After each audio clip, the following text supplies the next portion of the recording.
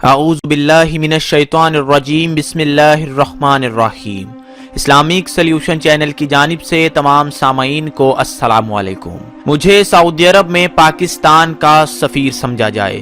سعودی ولی عہد محمد بن سلمان نے یہ الفاظ اس موقع پر کہے جب پاکستان کے وزیر اعظم عمران خان ان کو یہ درخواست کر رہے تھے کہ وہ سعودی عرب میں قید پاکستانی مزدوروں کی رہائی کے لیے اقدامات کریں۔ یہ طبقہ، یہ مزدور وہ لوگ ہیں جو کہ اپنے گھر بار کے لیے، اپنی فیملی کے لیے چند پیسے کمانے کی غرض سے بیرون ملک سفر کرتے ہیں اور وہاں پر چھوٹے موٹے جرائم کرنے کے بعد قید ہو جاتے ہیں۔ سعودی شہزادہ محمد بن سلمان سے یہ ریکویسٹ جب وزیر اعظم پاکستان عمران خان نے کی تو ولی عہد محمد بن سلمان کا کہنا تھا کہ میں آپ کی کسی بات کا انکار نہیں کر سکتا، اور اس کے سیاق و سباق میں پاکستان اور سعودی عرب کے وہ دیرینہ تعلقات تھے جو کہ پاکستان کے قیام کے بعد سے لے کر اب تک ہیں۔ پاکستان اور سعودی عرب کے تعلقات کسی بھی ملک سے زیادہ اہمیت کے حامل ہمیشہ رہے ہیں۔ سعودی عرب اور پاکستان نے ہمیشہ ہر موقع پر ایک دوسرے کے ساتھ باہمی تعاون کیا ہے، اور اس باہمی تعاون کی فضا ہر حکومت کے دور میں، خواہ وہ مارشل لاء کے ادوار ہوں یا جمہوری حکومتوں کے ادوار ہوں، یہ فضا ہمیشہ اسی طرح سے قائم و دائم رہی ہے۔ سعودی شہزادہ محمد بن سلمان پاکستان آئے، پاکستان میں ان کا پراتفاق استقبال کیا گیا، ان کو جہازوں کی فارمیشن نے خوش آمدید کہا۔ پاکستان کے وزیر اعظم عمران خان نے خود ان کی گاڑی کو ڈرائیو کیا، ان کو وزیر اعظم ہاؤس تک لائے اور ان کو پاکستان کا سب سے بڑا سول ایوارڈ بھی دیا گیا۔ محمد بن سلمان نے بھی پاکستانیوں کے اس استقبال کا خیر مقدم کرتے ہوئے پاکستان میں $20 بلین کی سرمایہ کاری کا اعلان کیا، اور اس سے پہلے کچھ ماہ پہلے $6 بلین پاکستان کو بیل آؤٹ پیکج کے نام پر سعودی عرب بھی دے چکا ہے۔ پاکستان اور سعودی عرب کے مضبوط ہوتے تعلقات دیکھ کر پاکستان کے دشمنوں کے تن اور بدن میں آگ لگ چکی ہے۔ آگے بڑھنے سے پہلے اسلامک سلیوشن چینل کو سبسکرائب کیجئے اور بیل آئیکن کو ضرور پریس کیجئے تاکہ ہماری مزید ویڈیوز آپ تک وقت پر پہنچ سکیں۔ یہ بات ہم ان حقائق کی بنیاد پر کہہ رہے ہیں جو حقائق پوری دنیا جانتی ہے۔ ہم نے تحقیقات کی اور ہم نے پوری دنیا کے اور عالمی میڈیا کا مطالعہ کیا، اس میڈیا کو فالو کیا، اور تمام خبروں کا نچوڑ ہم اس ویڈیو میں آپ کے سامنے پیش کرنے جا رہے ہیں۔ آپ کو بتائیں گے کہ آئندہ آنے والے دنوں میں پاکستان، بھارت، ایران اور خاص طور پر سعودی عرب کے حالات کس موڑ پر جا رہے ہیں۔ ہم نے دیکھا کہ پلوامہ حملے کے بعد بھارت نے پاکستان کو نہ صرف دھمکیاں دینی شروع کی بلکہ ایک گیدڑ بھپکی یہ بھی دی کہ ہم پاکستان کو دنیا میں تنہا کر دیں گے۔ بھارت کی اس دھمکی کے اگلے ہی دن ولی عہد محمد بن سلمان نے پاکستان کا دورہ کیا، اور اتنے شاندار پروگرام کے بعد پوری دنیا میں جو پیغام گیا اس سے بھارتیوں کے تن بدن میں آگ لگ گئی۔ خاص طور پر بھارتی انتہا پسند ہندو جماعت بھارتیہ جنتا پارٹی، جس کے سربراہ اس وقت نریندر مودی ہیں، ان کی کابینہ تو پاکستان اور سعودی عرب کے تعلقات کو مضبوط ہوتا دیکھ کر شدید پریشانی کا شکار ہے۔ نہ صرف بھارت بلکہ ایران کی حالت بھی اس سے ملتی جلتی ہے۔ ایرانی جنرلز نے بھی سعودی ولی عہد کی آمد کے بعد پاکستان کو کھلم کھلا دھمکیاں دینا شروع کر دی۔ ان کا کہنا ہے کہ پاکستان کی سرزمین دہشت گرد استعمال کرتے ہیں اور ایران کی فوجوں کو نشانہ بناتے ہیں۔ اگر پاکستان نے خود ان دہشت گردوں کا سدباب نہ کیا تو ایرانی فوج پاکستان میں گھس کر کارروائی کرے گی۔ یہ ایرانی جنرلز نے ایک عوامی اجتماع کے موقع پر پاکستان کو دھمکی دی۔ حالانکہ دنیا جانتی ہے کہ اس بات کا کانٹیکسٹ کچھ اور ہے، اور پاکستان کے ان برادر ممالک کو، جن کو ہم حرف عام میں تو برادر ممالک کہتے ہیں، لیکن ان کے دلوں میں میل ہے اور یہ ایک دوسرے سے بغض رکھتے ہیں، اور اس بغض کی بنا پر انہیں یہ ہضم نہیں ہو رہا کہ پاکستان سعودی عرب کے ساتھ دوستی کرے اور پاکستان اور سعودی عرب کے تعلقات اتنے مضبوط ہوں۔ سامعین، یہ تعصب اور بغض ہی ہمیں لے ڈوبتا ہے۔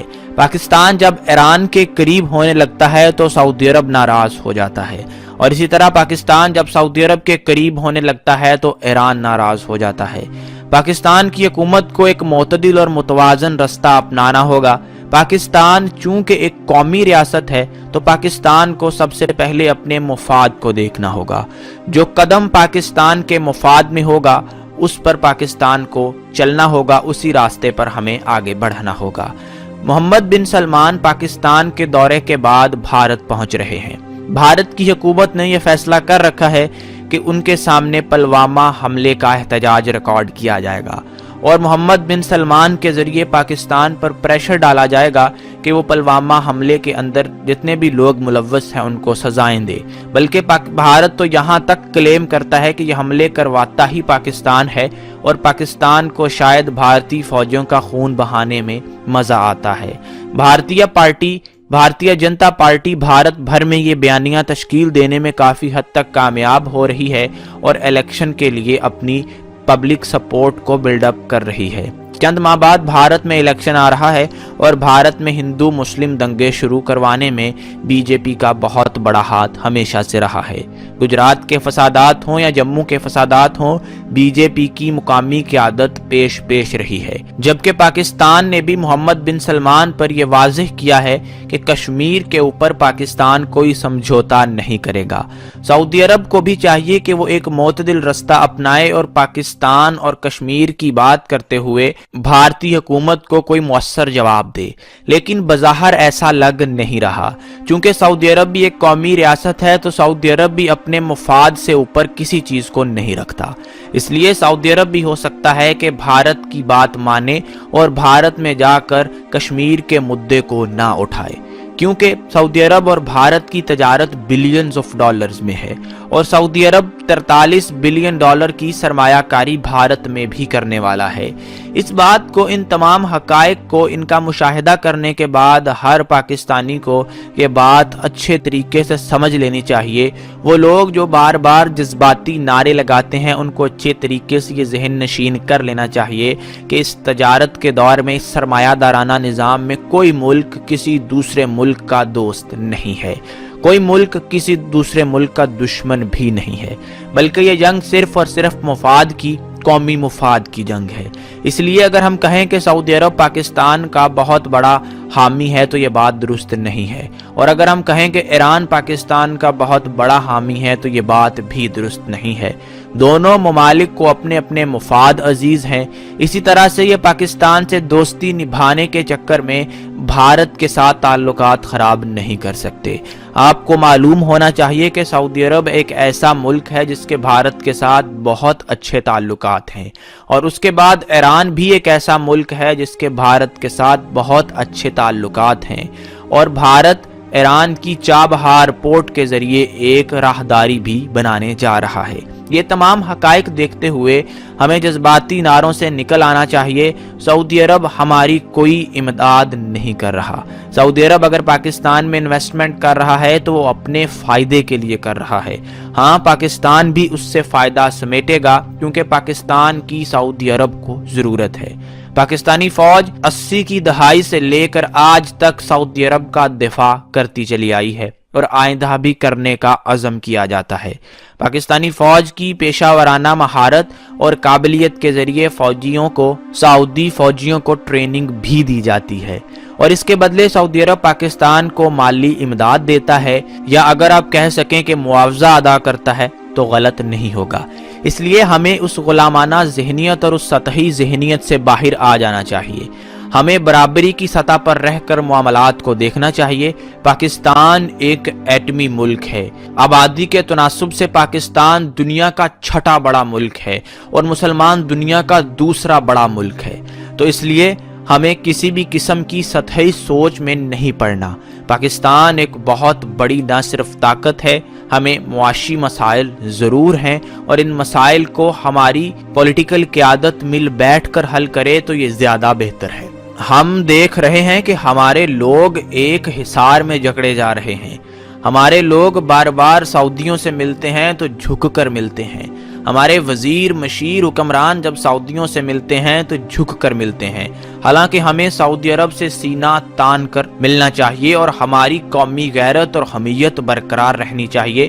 As a Pakistani, as a قوم، ہماری جو سیلف رسپیکٹ ہے اس کو مجروح نہیں ہونا چاہیے، اور اگر کوئی قوم ہماری سیلف رسپیکٹ کو مجروح کرنا چاہتی ہے یا اپنے آپ کو ہم پر فوقیت دے چاہتی ہے تو ہمیں اس کا ڈٹ کر تمام پارٹیوں سے نکل کر ایک پاکستانی ہو کر، جسد واحد ہو کر ہمیں سب کا مقابلہ کرنا ہے۔